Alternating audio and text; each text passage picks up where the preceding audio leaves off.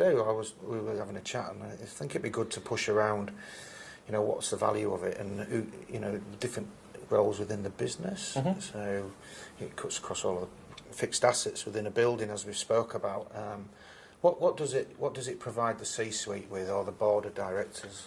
So I think at the top of the organisation and the board and the executive leadership, what it provides is it's an element of assurance that the business is undertaking asset management in a quality, repeatable, consistent, sustainable way. So when decisions are being made about funding, about what we're going to do with our assets, they are made consistently to drive the business objectives.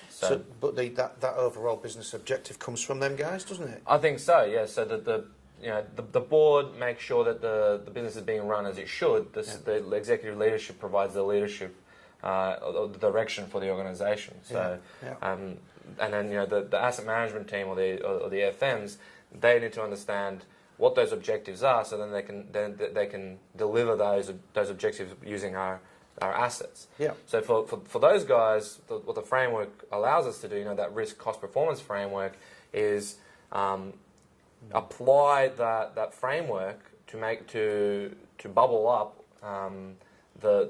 what the risk of the asset is, what the cost of the asset is going to be, or what the cost is going to be to provide the performance to address the risk.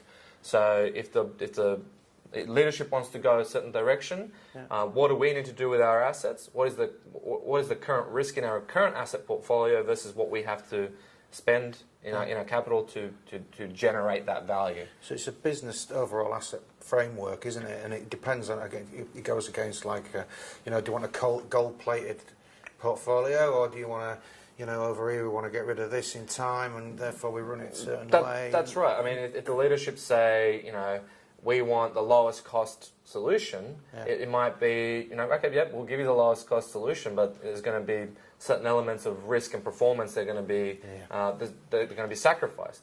Whereas if you want a balanced approach, it might be, yes, we want the lowest cost performance, highest possible performance with the lowest cost. Right. Balancing that risk, performance, and cost element. So the benefit to the board is we've set a bunch of objectives. This is how we want to. This is what we want to do. This is what we want to achieve.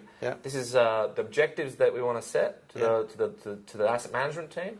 The asset management make those objectives live. They take those objectives and say, how are we going to do that with our existing assets, and what do we have to implement to meet those objectives? So it might not be just the existing asset portfolio, but it also might be the things that we need to implement to create that value for the organisation, or whatever it might be. That's right. And then for again, that line of sight for the guys, the maintainers, the FMs, those guys, they understand what the asset management objectives are, what we're trying to do as far as maintenance, renewals, and implementing new capital, and then they can prioritise their services along those lines. So if they say, we want to be a first-class building, and we want to have these levels of service, so that'll automatically filter down to the prioritisation processes in maintenance management, and also what are the business priorities for implementing new assets, new capability. Yeah.